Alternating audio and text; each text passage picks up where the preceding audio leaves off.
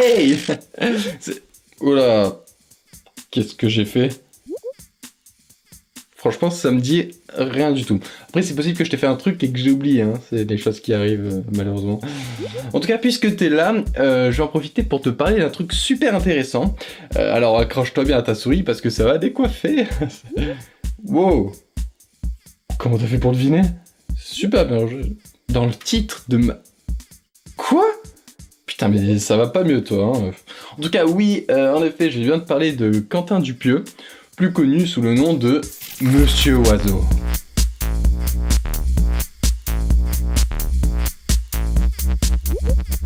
Alors oui, mais pas que. Même si là, présentement, ouais, je vais te parler de sa musique. Ouais. Quoi, mais pourquoi?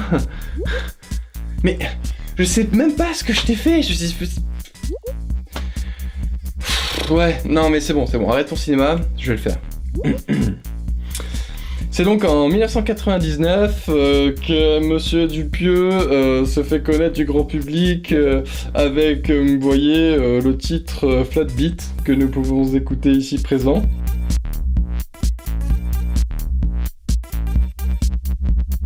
Et nous pouvons remarquer qu'il est particulièrement précurseur dans son genre. J'ai craché. J'ai envie de cligner des yeux, c'est très dur. Ensuite, en fait, c'est l'année d'avant, 98, son premier essai, c'était ceci.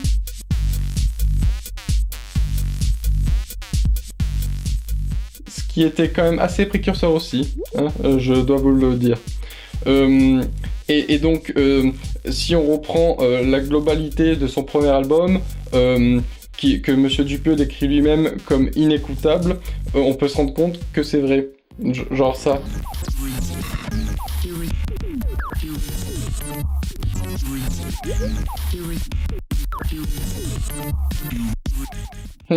J'ai cligné des yeux, voilà, j'ai perdu, voilà. C'était trop dur. Bref, petit à petit, il sort des singles qui marchent, et grâce au fric qu'il se fait avec, il peut enfin s'engager dans des projets plus ambitieux. Mais ça, je t'en parle plus tard. Il fait son petit bout de chemin dans la musique en marquant au fur et à mesure les époques avec des singles qui marchent comme Cut Dick de l'album Lame's Anger en 2008, qui donne ça.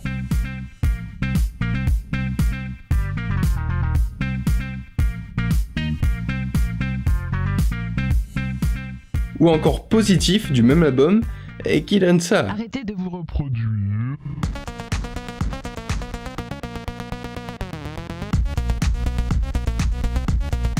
Vous êtes des animaux. Ah bah ouais, grave. Et c'est toujours aussi bon. Quoi? Mais non, j'ai déjà payé là, c'est bon, mes yeux ils ont déjà pris et tout, c'est pas ma cœur. Ok, ça va. Ça va. Ah oui, enclume. Et donc par la suite, hein, il sort un peu d'autres albums qui continuent, mais rien de bien ouf vraiment n'en ressort, en tout cas rien qui marque vraiment le grand public. Enclume. Mais bon, en même temps ça se comprend un peu, hein. Par exemple, écoute ça, c'est tiré de son album de 2012 intitulé Unreleased, Unfinished, Unpleasant. Enclume.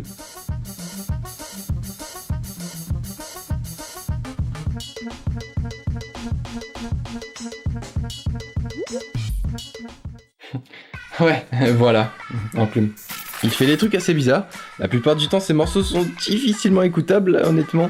Mais il y en a certains qui passent vraiment très très bien et qui claquent des culs, quoi, enclume. Dernièrement, c'est Hand in the Fire qui est, selon moi, un des morceaux les plus mainstream qu'il ait pu faire, enclume. Mais je l'aime vraiment beaucoup, limite trop, quoi. C'est le genre de morceau que je peux me passer en boucle sans jamais m'en lasser, enclume.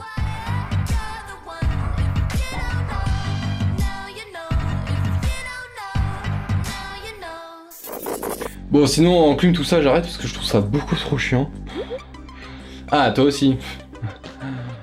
Ah, sinon, bientôt ils sortent un prochain album et j'ai vraiment hâte parce qu'il y a 2-3 morceaux qui sont sortis et j'aime beaucoup ce que ça donne. Franchement, j'ai hâte de voir ce que l'album donnera en entier, quoi. Ouais, c'est ça, son autre activité, c'est de réaliser des films, c'est ça, donc... mais pas n'importe quel film, hein. Des films dans le mode d'ordre et aucune raison. Eh bien, pour te situer à chose, son premier film, sorti en 2001, s'appelle Non-Film et a été produit avec l'argent qu'il s'est fait avec son premier album. C'est un film assez difficile à voir. Il est en ligne sur le net, sur le Vimeo de Quentin Dupieux, et la description est assez explicite. Non-film est inregardable. Non-film est mon premier essai de création de film, échec. Non-film est l'essence même de l'aucune raison. Non-film est sympa si tu sais comment le regarder. Essaye.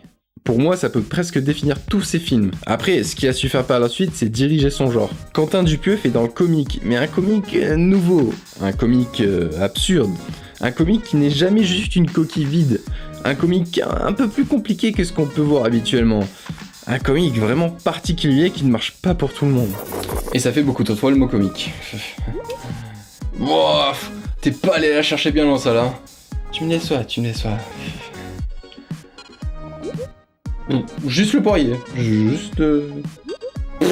facile. Easy quoi. Regarde-moi ça. Aïe. Oh. Ouais bah ça va hein. Alors je disais son premier film... Ah oui. Ensuite il fait un film réellement distribué, c'est-à-dire qui sort en salle et qui s'appelle Steak avec le duo Eric et Ramsey et qui est sorti en 2007. Le film n'a pas très bien marché parce qu'il a été vendu comme un film d'Eric et Ramsey, alors qu'en fait, c'est un film de Quentin Dupieux. Et c'est à peu près tout ce que j'ai à dire d'intéressant sur ce film. Par contre, le film d'après, j'ai pas mal de choses à dire. Et ce film, c'est Rubber. Sorti en 2010, c'est le film qui m'a vraiment fait connaître Monsieur Dupieux. Pour moi, c'est son véritable premier film, celui où il se lâche complètement et où il fait vraiment ce qu'il veut. Eh ben, c'est l'histoire d'un pneu qui tue des gens. Voilà. Alors ouais, dit comme ça, c'est super con, hein, mais et la première fois qu'on en a parlé, hein, je me suis dit putain, ça va être une bouse, tu vois. Et une fois que je l'ai vu, eh ben, je suis resté con, quoi. En bien, hein. Et pour pas mal de raisons. Alors déjà, pour l'aspect esthétique du film. Putain, sérieux, c'est magnifique. Regarde-moi ces plans. Non mais sérieux, regarde. Chaque fois que je regarde ce film, je suis juste hypnotisé par la beauté des images. Et quand j'ai appris que ça avait été tourné avec un appareil photo numérique, à l'époque, c'était trop fou dans ma tête de me dire qu'avec un simple appareil photo, il était possible de réaliser un film à l'image si soignée quoi. C'est clairement le film qui m'a fait me rendre compte que faire des vidéos, c'était pas si hors de portée de moi que ça. Ensuite, le propos du film. Au premier visionnage, j'ai pas forcément remarqué, mais en re-regardant le film, je me suis rendu compte de pas mal de choses. Alors déjà, le fait que le pneu soit le personnage le plus humain du film, qu'il soit plus vivant que tous les autres personnages. Ensuite, il y a le spectateur qu'on voit dans le film, que Quentin Dupieux utilise pour représenter les spectateurs lambda des films classiques. Et cette mise en abîme donne un aspect encore plus critique et cynique que j'apprécie tout particulièrement. Du coup, quand j'ai vu ce film, j'y ai vu tellement plus, ça m'a juste troué le cul de voir qu'un mec s'était fait chier à faire tout ça sur une idée aussi simple au final. Mais l'une des choses qui m'a le plus marqué dans ce film, c'est en début, un monologue qui pour moi retranscrit parfaitement l'esprit de Quentin Dupieux. Mais pas que dans ses films, dans sa musique aussi, dans sa façon de penser en général même j'imagine. Mais voilà, voilà. Dans le film de Steven Spielberg, E.T., pourquoi l'extraterrestre est-il marron ? Aucune raison. Dans Love Story, pourquoi les deux personnages tombent-ils amoureux l'un de l'autre ? Aucune raison. Dans JFK d'Oliver Stone, pourquoi le président se fait-il subitement tuer par un inconnu ?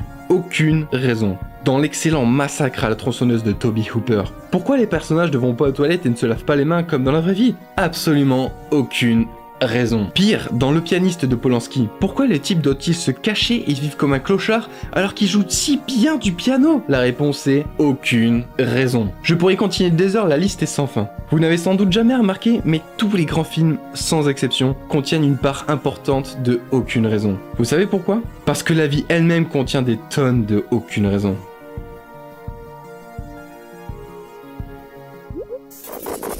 Ouais, tu vois. Des vêtements improbables. Ouais, ça se fait, ouais. Alors, qu'est-ce que j'ai là ? Ouais.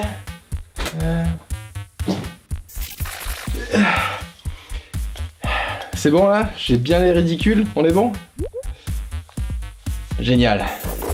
Bref, ensuite il fait en 2012 Wrong avec Eric Judor, qui raconte l'histoire d'un mec qui a perdu son chien et qui part à sa recherche. Et après, en 2014, Wrong Cops, toujours avec Eric Judor, qui raconte l'histoire de flics pourris et de leur quotidien.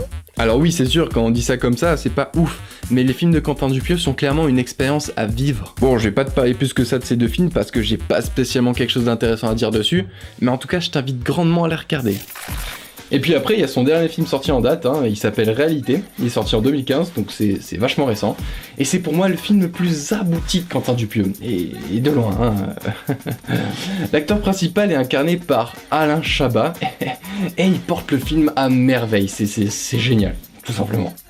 Il incarne Jason Tantra, un caméraman qui rêve de réaliser son premier film d'horreur. Il rencontre un producteur qui accepte de financer son film à une condition. Jason a 48 heures pour enregistrer le meilleur cri d'agonie de l'histoire du cinéma. Ah bah ça oui, hein. Ce film est clairement la plus grosse démonstration du fameux aucune raison cher à Monsieur Dupieux. En fait, c'est même le film qu'il voulait réaliser à la base, mais par manque de moyens et d'expérience, il réalise plutôt Rubber, qui est en quelque sorte le film que cherche à réaliser le personnage principal de Réalité. Du coup, si t'as jamais vu aucun film de Quentin Dupieux, je te dirais bien de commencer par Rubber ou Réalité, qui sont selon moi les plus accessibles, en tout cas personnellement ceux qui m'ont le plus plu. Bah ouais, hein. Bon après j'aime pas tout, hein, surtout au niveau de sa musique. Il y a pas mal de morceaux avec lesquels j'ai un peu de mal, si tu vois ce que je veux dire.